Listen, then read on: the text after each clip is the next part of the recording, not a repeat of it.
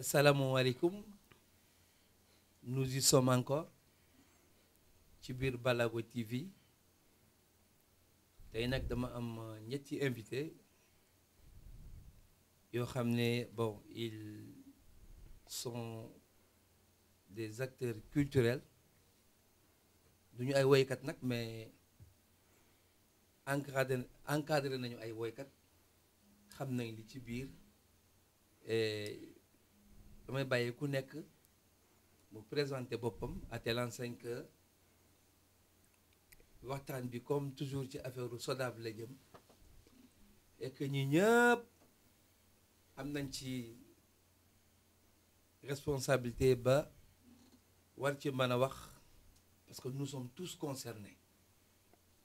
Je commence par monsieur Déthié dama lay bàyyi nga présenté sa bopp nga wax gars yi yow yaay kan. baax na bisimilahi rahmaani rahim gannaaw bu ñu sant yàlla julli si yonent bi sallallahu alayhi wa sallam Papa Thione maa ngi lay nuyu di la sargal di la sant bu baax si invitation bi di nuyu sa équipe bi yëpp di nuyu waa Sénégal di nuyu kilifa diine yi nekk si Sénégal yëpp ak àddina bi di leen wax ne maa ngi tudd Déthié Ba nekk un expert en communication nekk producteur waaw du ma naree cité fonction yi dina xaw a bëri moo tax moo koy ragal a wax des fois parce que dañuy wax benn nit dina mën a def lu yëpp mais lu bëri lay def lu bëri nag depuis des années di encadrer artistes yu bëri yemuma rek si secteur musical bi mais damay encadrer ba encadrer ay écrivains sax waaw la dernière en date mooy ku ñuy wax Awa Mbaye autodidacte la mais ji nga moo génne livre bi ñu tudd le cahier de la ménagère boo jàngee li mu bind da ngay yéemu.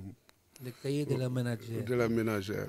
d'accord waaw boo ko liiree rek di nga yéemu parce que niveau CM2 la yore waaye fi muy bindee dafa doy waar. donc moi je suis daal en ramasser un acteur culturel parce que culture laa gëm moo tax ma bàyyi suma lépp. ndaxte dama xalaat ne comme ni ko président Senghor waxoon ne culture moo nekk ci kanam ak ci ginnaaw développement. merci beaucoup Déthié monsieur Goudiaby.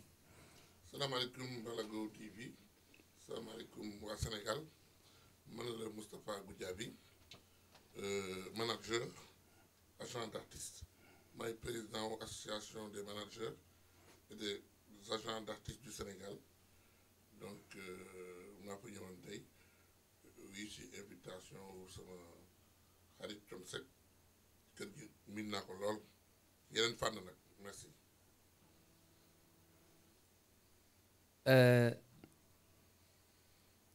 monsieur. Khalidou Sy. Khalidou Sy. maa ngi leen di nuyu yéen ñëpp di leen ziar di leen jox seen wàccuwaay aussi. comme on dit. waaw comme ni ñu koy waxee tout le temps. bon man maa ngi tudd Khalidou Sy je ne suis pas trop connu nag parce que je viens maa ngi dugg ci bind à partir de 2011. da ngay bind. ah damay bind. d'ailleurs j'ai fait déjà j'ai sorti déjà 2 livres. oh. douane sénégalaise. waaw douane sénégalaise Vie et vie du brigadier de Brousse. moo nekk nii. voilà. ak. La valse féerique des rois. Des rois. waaw aussi le destin m'était compté. Ça veut dire quoi la valse féerique des rois. xam nga valse. oui valse boo demee ci dictionnaire. oui. ñetti signification pratiquement nga fay gis ak yeneen yu bëri parce que valse d'abord. am na pecc bi ah. waaw pecc bi waaw moom laa lay wax. mooy bu njëkk bi. xam nga valse presque ci cour royale lañ ko doon feccee. Une danse langoureuse boo xam ne vraiment c'est boo koy seetaan dafa rafet. valse aussi cocktail bière boo xam ne dafa ànd ak mante. waaw da lay enivrer loo. beneen bi aussi valse bu ñuy wax xam nga comme bu ñuy wax on me fait valser mooy dañ may dawloo rek. dañ may dawloo dañ may wax gëmbuñu ko mais dañ ma bëgg a sonn rek dama dawloo. donc c'est juste pour expliquer que. ci sama gis-gis société sénégalaise mi ngi demee noo xam ne la ñuy gëmloo ak la nga xam ne moom la ñuy dund du benn lu ñuy gëmloo c'est pour nous faire oublier mandiloo ñu ba fàttaloo ñu suñu problème personnel donc loolay titre livre li. merci beaucoup. alors tey ñu ngi bokk toog di waxtaan bi yëpp weesuwul l'affaire de la SODAV. alors Déthié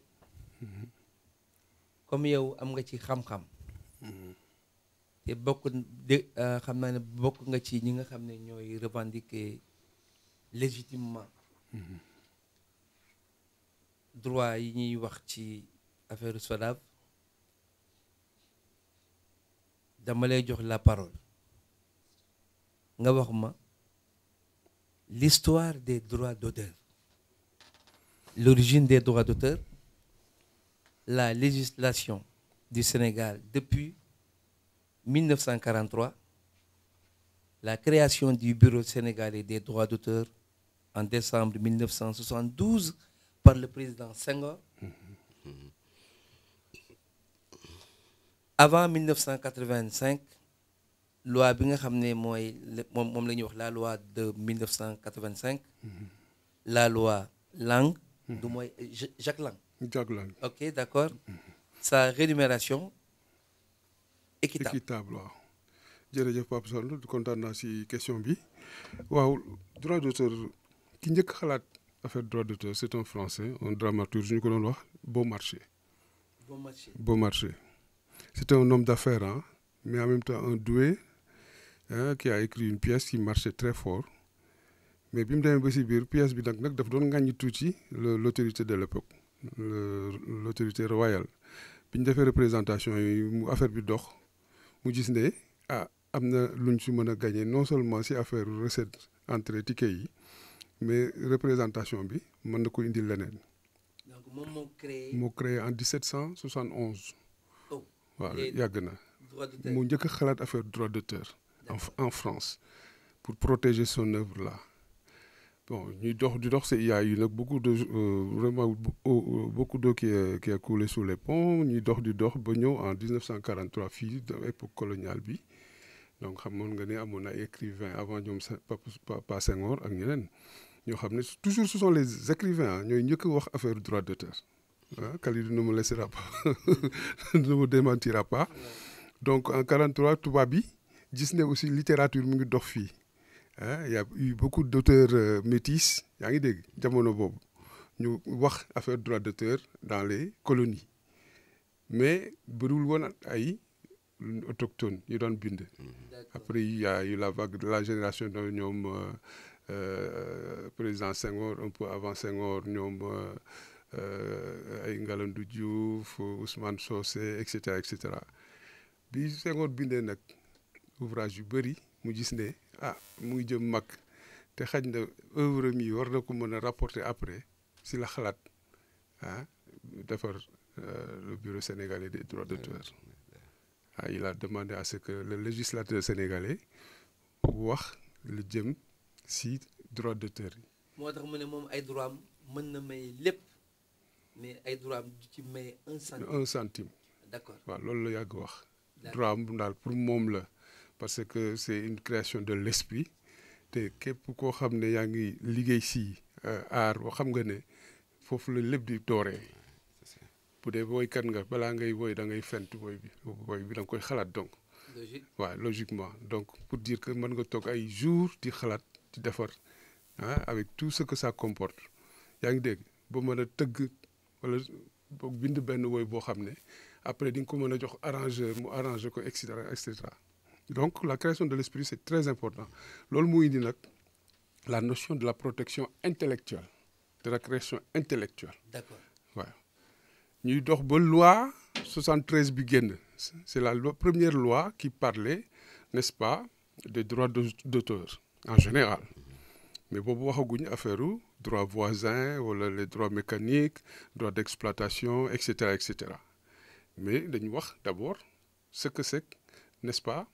la rémunération de la création de l'esprit ak bu mënti doon tout secteur confondu fii defuma benn xaaj ak sell bu dee peintre bi la dafay xalaat œuvre am ba pare bu dee écrivain bi da koy xalaat donc toujours c'est la création intellectuelle c'est la propriété intellectuelle li ñu doon wax au départ comment protéger la donc propriété intellectuelle li nga xam ne nit ki moo ko xalaatal boppam xam naa si kàttanu yàlla mu génnee ko muy loo xam ne lu am njëriñ la pour askan wi ñu war ko protéger donc foofu la notion wu droit d'auteur commencé ñuy dox nag di dox ba en 2013 alors le gouvernement du Sénégal a pensé à rénover le secteur des droits d'auteur et en parlant justement de la nouvelle société de gestion collective. Et pour aider les artistes. Pour aider les artistes. Ouais. Ok Déthié man foofu la ñu moo ñu ci intéressé. léegi comment tu trouves maanaam coow li am SODAV ba nga xam ne beaucoup d'artistes se plaignent. ba comme je l'ai dit fii Balago TV man awma xaaj ak seen je prends tout artiste ñi nga déggool ak ñi nga déggoolul ñi nga bokkulul clan ak ñi nga bokkulul clan man pour man ñëpp a yem sur la même longueur d'onde. Et loolu moo tax sax jeudi prochain dinaa recevoir Daniel Gomes bi nga xam ne bon en tant qu'artiste chanteur aussi il est membre du conseil d'administration de la SODAV moom mooy ñëw à partir de jeudi léegi coow li yow noo ko gisee. waaw coow li moom c'est normal lu ma ko waxee woon si jamono yële mooy conflit d'intérêt la conflit d'intérêt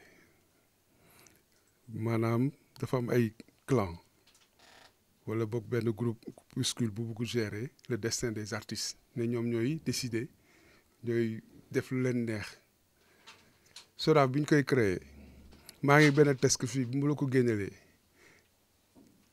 l'assemblée générale constitutive de la SODAV c'est la francophonie qui a financé l'assemblée générale de la SODAV pour mettre ko en place. Ils ont mis 500 et quelques mille euros pour la mise en œuvre de la loi ñu oo artistes yëpp am ñoo xam ne ñoom ñoo ŋànkoon kuréel bi maanaam comité de pilotage bi pour mettre en œuvre le projet de société de la sénégalaise des droits d'auteur. Est-ce que méngoowul ak l'affaire de la Banque mondiale. Banque mondiale dugal na ci loxoom. waaw man boobu moom maa ngi woon ci réunion bi parce que convoqué nañu woon nañu. waaw avec il y avait même madame Sibi boobu temps moo nekkoon directrice des droits d'auteur BSDA bi bu njëkk ba. waaw est-ce que financement bu Banque mondiale boobu. dafa bokk ak bi ngay wax ou bien. non boobu bokkuñu. financement Banque mondiale boobu c'était un projet de créer des centres en fait des studios d'enregistrement dans les différentes régions du Sénégal. D'accord.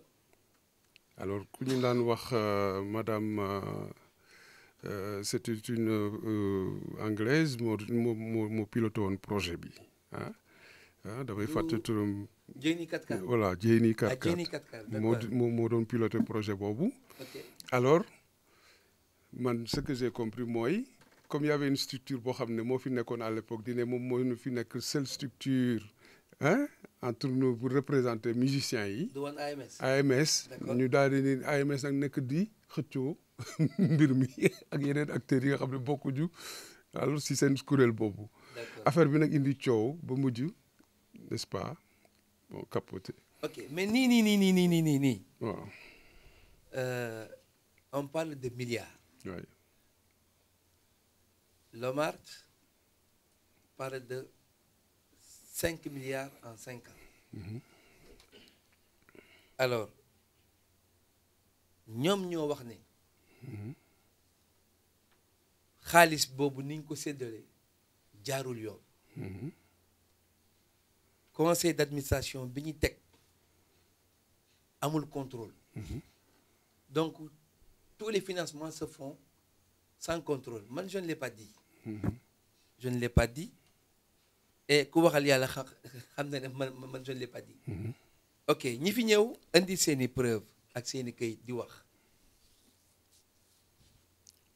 am nañ ci droit parce que seen xaalis la ñoom sont les concernés.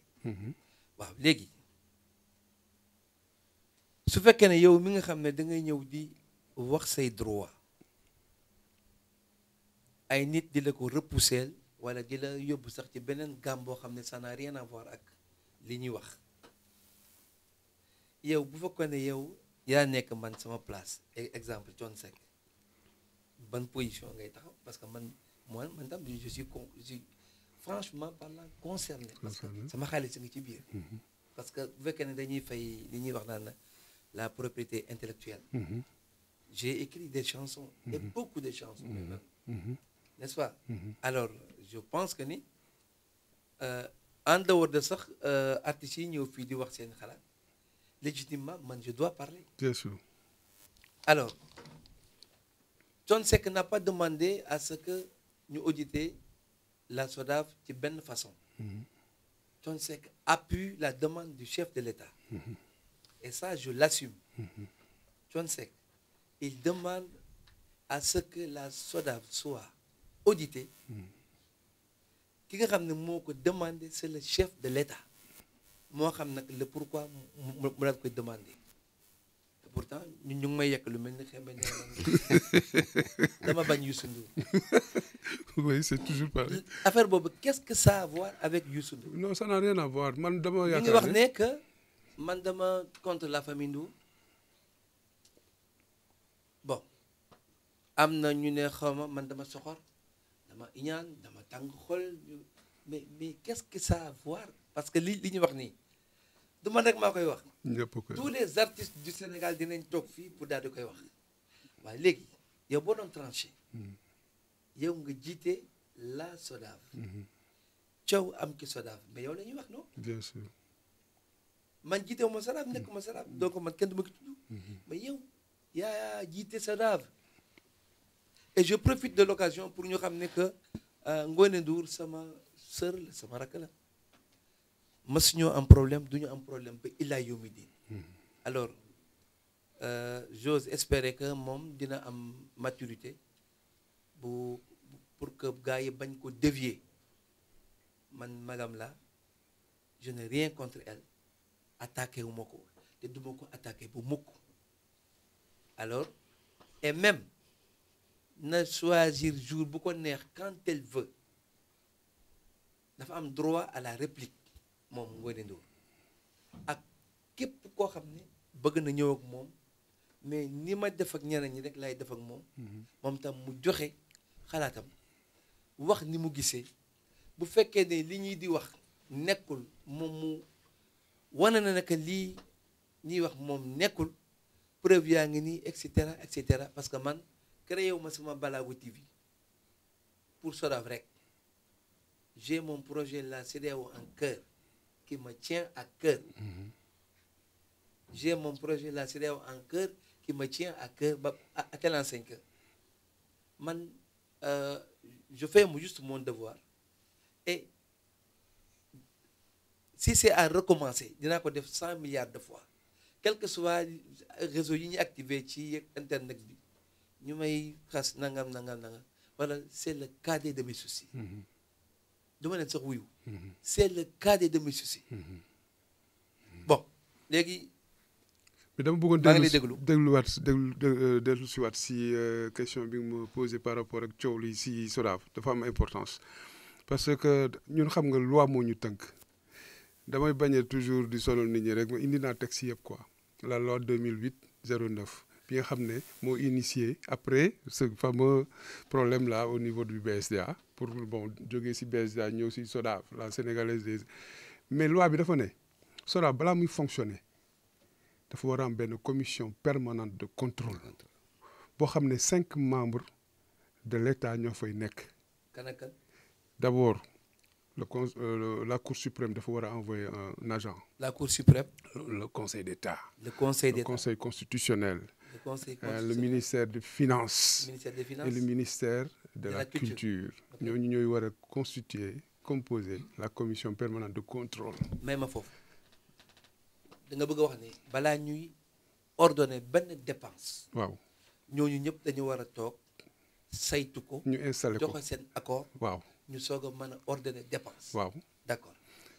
bon xam nga Sénégal toujours dañuy jël les choses à la légère quoi loi bi man je pense que sax ñi nga xam ne ñoo nekk SODAV ils doivent répondre auprès de la justice parce que boo yoree entité bu mel noonu pendant presque 5 ans depuis 2016 ñu ngi liggéey non 2016 SODAV a été mis là l'agrément est sorti en 2016 ñu ngi liggéey di encaisser au niveau des contribuables les groupes potentiels ay bon avions yi sax dañuy fay hôtel yi dañuy fay rajo dañuy fay coon boo doon organiser soirée gars yi bu ñu fayul SODAV doo tëgg xam lu mu la wax et cetera donc contribuable yooyu dañuy fay SODAV dafay dem encaisser boo ko fayul ñu dal sa kaw ñaata yoon la nit organiser fayul SODAV ñu fermer établissement bi.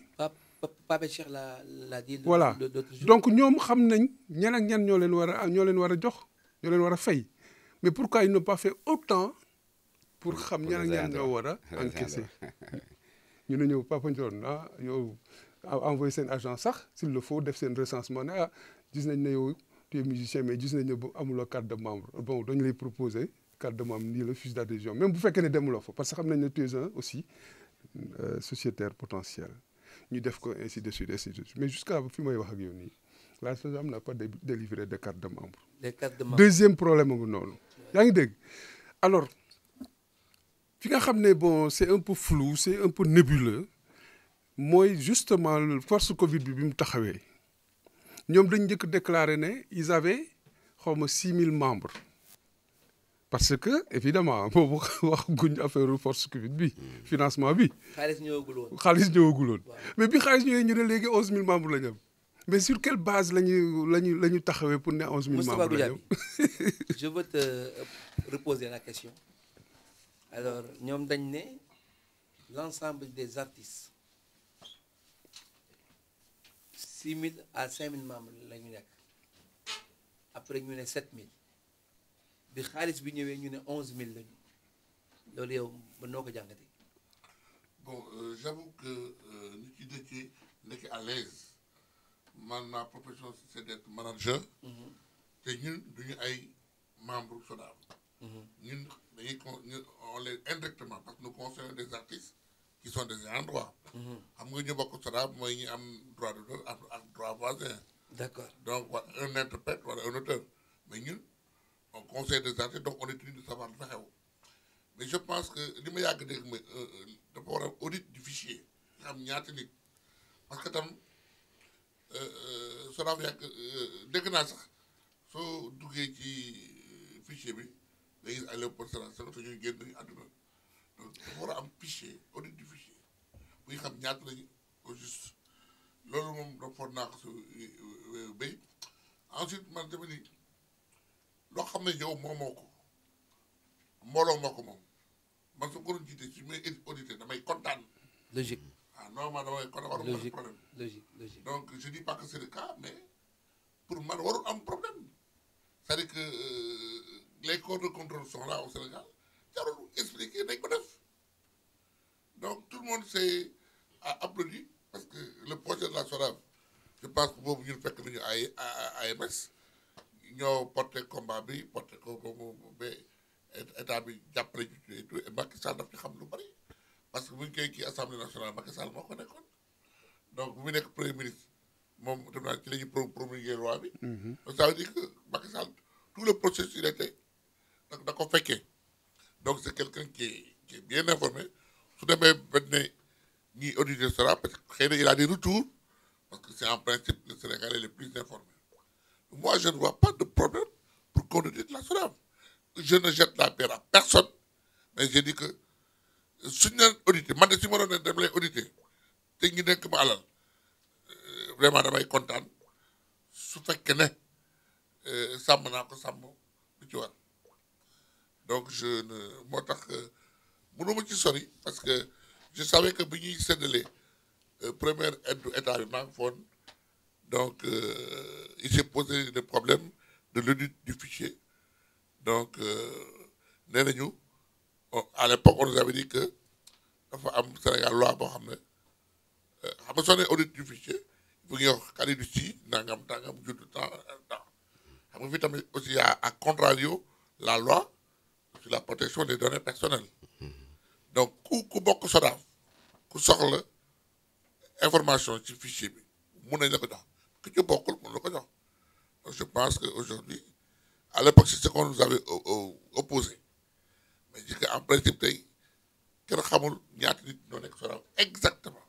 Bon, yow est-ce que tu peux concevoir que ñu ne l'ensemble des musiciens 11 000 lañu.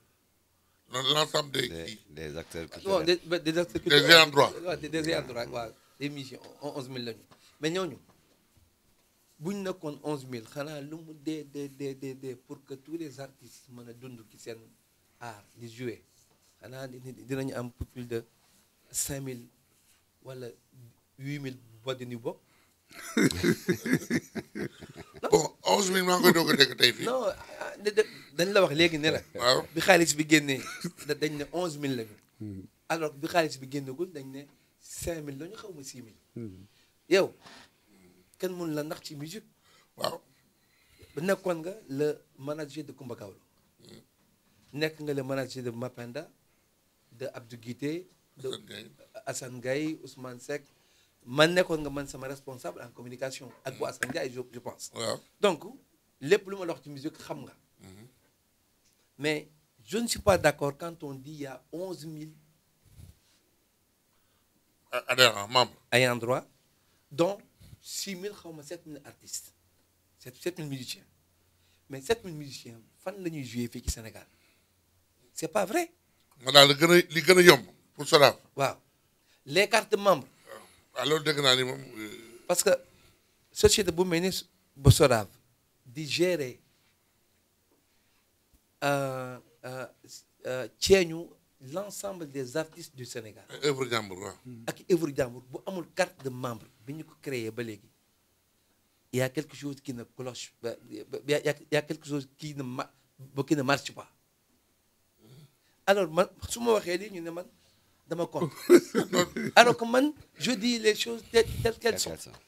non balaa ko sax tout à l'heure tu as fait un exercice difficile nga mel ni kuy justifier jaru ko man xam naa la et aujourd'hui je pense que yàlla boole nañu quand même on a cheminé ensemble ni keneen laaj dama ko ma ne ko non Thione aujourd'hui il a créé sa chaîne il travaille tëbul tëb rek invité dugg ci invité na fi ay Pawlish ay ñeneen ak ñeneen donc il est dans sa logique donc lii c'est le sujet bu nekk sous les feux de l'actualité. il faut qu'on en c'est bien parle qu'il en parle. surtout que man mais ki laa bokk. ki laa bokk et tu as le droit de dire nañu auditer SODAV. mais ma ne maa ko wax 100 000 fois. tu es actionnaire. parce que je suis actionnaire direct ak man ak samay morom mi naataango musicien. et puis auditer. xam nga benn affaire moom la oui benn affaire moom mu métti dogguma la de mon frère. Moustapha c'est un ami qui est vraiment très cher. benn affaire laa dégg si conseil d'administration bi ñu ne diw ñu ne yow da nga ñëw leb foofu da nga leen ameel. man Thione Seck wala yow. non yow. mais leb nga fa xaaral rek même ma rek Thione. waaw ñu ne yaa ñu ameel ñu ne Idrissa Diop bokkul SODAV sax SACEM la bokk mais ñëw na moo ñu ameel mais ne bon. alors terme boobu. terme boobu man daf may blessé quoi lu tax parce que quand tu te permets de dire que diw moo la ameel pour une institution qui est une entreprise qui concerne tout le monde man je suis un peu damay am problème. mais bu diw moom eggee ci rang boo xam ni par rapport à ce qu'il touche am na droit dem def bon foofu. waaw mais Thione avant SODAV ñaata ngeen ñu doon fayeku par mois par an. 2 fois par an tous les 6 mois. waaw am na sax ñu doon fayeku il paraît ba 3 fois mais boobu c'était du temps de Madame Sibi. waaw c'était du temps de monsieur Ndoye. ak monsieur Dabo. mais artistes yi ñi nga xam ne ñoo jëkk a yëkkati coow li mooy Pape Cheikh. Mame Ngor Diazaka et cetera et cetera et cetera. ñu ne ça fait 2 ans ñu ni xaw ma kenn fayu leen. mais loolu man du man maa ko wax. waaw te pourtant 2 ans yooyu ñu toog kenn fayu leen mais man coow ma yëkkatiwu ma coow waxuma. mais ñoom ban raison lañu wax ne lañ joxe ne ñoom telle et telle raison moo tax fay ñu artistes yi comme ni ñu leen daan fay avant. waaw léegi il faut poser la question à Ngoné Ndour parce que comme ak monsieur Bathily est un homme que je respecte beaucoup n'est-ce pas nit ku baax la aw ma xaar ma yàlla ak moom te duñu ko am mit donc góom baa ngi nii góom bi dañ ko war a faj mais les artistes ont le droit de dire ce qu'ils pensent point barre. monsieur Kalidou Sy waaw sànq ba léegi yaa ngi dégg ñuy wax bu baax yow noo gisee coow li waaw xam nga man mën naa wax ne yàgg naa ci aar bi ci milieu art bi yàgg naa ci théâtre beeg de même cinéma bi sax actuellement je participe à naka lañ koy waxee à un film benn long métrage boo xam ne mi ngi tudd Wana Faromen en tukulóor. Wana Faromen waaw avec c'est-à-dire lii du suñu cër daal c'est-à-dire lii du suñu cër. D'accord. waaw donc avec naka lañ koy waxee Advisor. benn rappeur tukulóor bu nekk en France ak kii comment il s'appelle encore bon de toute façon on est en train Djibi Sow Djibi Ba moom moo yor télévision suñu yëf moom suñu yëf. D'accord. Donc on est en train de maa ngi ci loolu. D'accord. mën naa la wax ne d'ailleurs au passage maa ngi remercier waa Saint-Louis parce que man bu ma duggee ci lii Saint-Louis moo tax. D'accord. bu ma xamee sax existence SODAV mën naa wax ne malgré que je suis dans l'art Saint-Louis moo tax. D'accord. looloo ma ci dugal mais j'étais douanier agent des douanes contrôleur des douanes génn à la douane nekk à la retraite bind ay livres mais je sais que même en douane lu muy kii yëpp le travail que font les douaniers parce que c'est une organisation c'est des institutions yoo xam ne loi moo leen créé le problème du contrôle dafa war a mën a am. contrôle boobu dafa war a mën a fu ne l'État repose la crédibilité de l'État repose sur les contrôles yi nga xam ne mën nañ ko def mais malheureusement dañ nekk ci réew moo xam ne je dis que les lois sont faites pour être gars yi moom dañuy jaar ci kawam rek dem seen yoon kenn mënu ci dara donc depuis lors j'ai essayé de m'investir pour xam un peu le fonctionnement de la SODAV xam aussi les rapports yi nga xam ne moo existé entre les éditeurs les écrivains les auteurs ak SODAV mais ci renseignement yi ma jot a am c'est comme si y a pratiquement pas de rapport malgré que dégg naa ne y a des représentants de ces écrivains et de ces auteurs qui sont au niveau du conseil d'administration de la SODAV mais ils m'ont dit que vraiment ñooñu il se pose la question à savoir quel est leur boulot par rapport ak seen naka la koy seen tutelle parce que ils ne retournent pas les informations nit ñi xamuñu ci dara et je crois que le fonctionnement d'une institution comme la SODAV devait permettre à tout un chacun boo xam ne tey da nga ci bëgg a dugg da nga bëgg a investir carrément dans la culture au moins nga mën a am des créneaux solides sûrs yoo xam ne mën nga cee jaar pour mën a vraiment arriver à tes fins mais malheureusement ni ñu may expliquer je dis que doy na war daal doy na waar parce que quand on refuse un contrôle alors que ce loi bi nga xam ne moo la créé moo institué ce contrôle là moi ça me pose vraiment beaucoup de questions beaucoup de problèmes vraiment les raisons nag je ne les comprends pas comme que je ne comprends pas les raisons aussi dama ci xaw a mandu tuuti. Moustapha.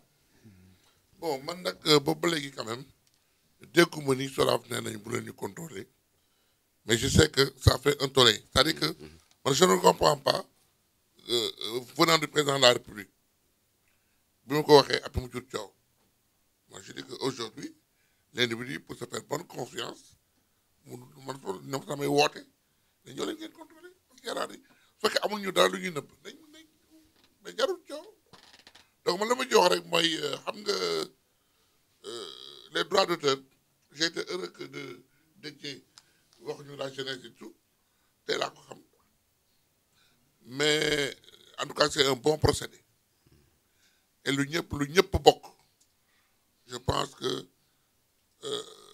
parce que quelque part quand quelqu'un lève la voix on dit que yow nag ñu ameel ça c'est des actes de gestion je pense qu'il faut pas aller jusqu'à des secrets professionnels ngay wax parce que ki fa nekk am peu ses avoirs parce que yow ñëwula poñe la ne réellement c'est sur la base d'un calcul sur la base d'un aperçu sur la base d'une certaine lisibilité ci compte bi fi am de tes perceptions ci yow nga koy lebal mais c'est pas parce que et c'est ce qui ne parle pas xanaa am nañu cela je pense qu'il faut une gestion démocratique et ne pas dire que yow nag ñu ameel non moi je parle parce que j'ai le droit de parler àdduna bépp mbooloo ba gis du ñëpp ñooy bokk lu ñuy xalaatee waaw loolu la ñuy wax naan la liberté d'expression d'un individu s'arrête là où commence celle de son voisin bon xam nga Sénégal dafa metti gars yi ba dañu compliqué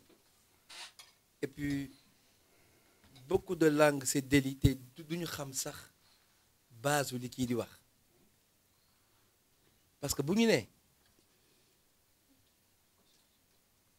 ni ñu fayee baaxul man waxuma ko ay artistes yu ñu fay ñoo wax loolu bu ñu nee ni ñu fayee dafa am écart bu large bu njëkk ba par 6 mois la woon bon donc depuis daal neexu leen daal ñoom. c'est pas régulier. waaw c'est pas régulier waaw mais artiste bi amul droit da di wax loolu. si am na droit. waaw léegi artiste bi nga xam ne moom aussi dégg na ñu ne président de la république dimbali na leen à hauteur de temps bi Covid bi jëkkee déclaré wu artistes yëpp nekk au chômage je pense que ni président Macky Sall joxe woon 3 milliards non waaw ok ñoom ñu ne ni ñu ko partagé xaw na daal am ay xeeñ-xeeñ parce que dañu ne am na ñoo xam ne on les a payés deux fois ñii on les a payés ba 3 fois am na ñu ko wax artiste yu ko wax ne am na. waaw léegi man su ma ko waxee ñu ne ba dama contre ok man j'ai proposé j'ai dit musicien bu nekk am nga droit nga créer sa structure am mbooloom artiste bu topp ci yow ku ne mën nga ko def parce que ministère de la culture nangul na leen ko ku ci nekk am nga sa dossier am nga sa numéro bu la concerné am na mbooloo mu topp ci yow montant yi ñu dëkk a joxe comme gars yi dañ ne ni nga ko joxe no normalu man j'ai proposé 2 milliards 500 yi président Macky Sall joxe waa bu yàggul les gens sont là balaa ñuy jox kenn 100 francs ñooñu nga xam ne ñoom la ñu financé woon à travers li président Macky Sall jëkk a joxe ñu jox leen ne leen ba distribuer leen mission yi nekk ci seen ginnaaw le grand théâtre est là parce que gars yi dañuy wax ne dañuy déclarer sax ñoo xam ne xamuñ ci musique dara ñu déclarer leen ñu nekk ay musiciens pour que bu ñuy fay par exemple man j'ai 800 membres exemple yoo xam ne ci man lañu bokk mais les 800 membres man maa leen xam donc bu ñu ma joxee xaalis pour ma fay leen ñu ngi may accuser ne man dama ci sur les 800 peut-être am na 200 yoo xam ne duñ sax ay artistes alors loolu ça circule entre nous man j'ai dit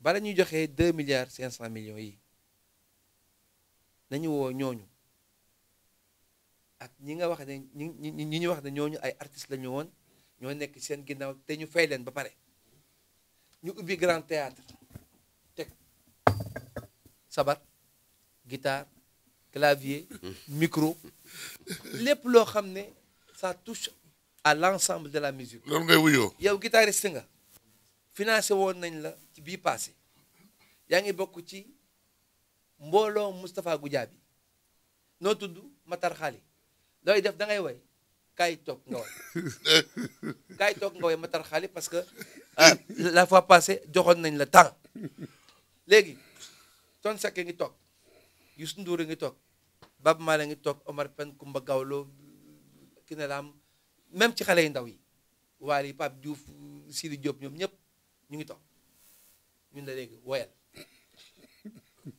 mais soo woyee ñun xam nañu parce que sàmm ko ta mbott mais moo xam bi ci xo ba bi ci sox soo woyee ñun xam nañu non boo woyee ñun la wala remboursé ñu xaalis bi ñu la joxoon yow mi nga xam ne Moustapha Goudiaby yaa ko déclaré woon ne musicien la non yow la ñuy attaqué là suñ ko defee balaa ñuy joxe xaalis bii je redis que les intrus yi nga xam ne ñooñu dugg dañ leen sempi ba set ñi nga xam ne duñu ay artistes responsabilité nag yow bi nga am yow Moustapha Goudiaby ba indi kii signé officiellement ne artiste la wala guitariste la nangam non yow moom non xoolal dañ lay teg ci yoon xaalis bu mbooloo bokk dafa war a jaar ci yoon contrôle dafa war a am affaire yi leer nañ. non Thione comprendre naa li nga wax. mais Thione daf may fàttali même rek ambassade d'Allemagne daan na ko def da ngay demander visa ñu ne teg leen ngeen joué donc loolu daan nañ ko essayé mais ça n'a pas fait long feu ambassade Allemagne. wax nga dëgg parce que da ngay ñëw ñu ne orchestre baa ngi nii on est 16 personnes ñun la kii mooy lan lu muy joué nga ne guitare kii lan clavier kii lan leen la ñun la ok venez demain à 8h pile. audition.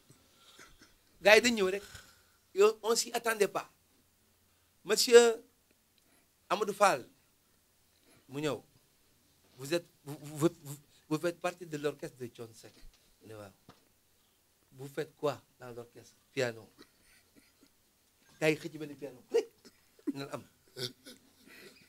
teg seen enceinte nag boo xam ne boo nee ting ñëpp a ngi dégg ñun la joue bu lay wax jouer y a un professeur de piano bu toog di la xool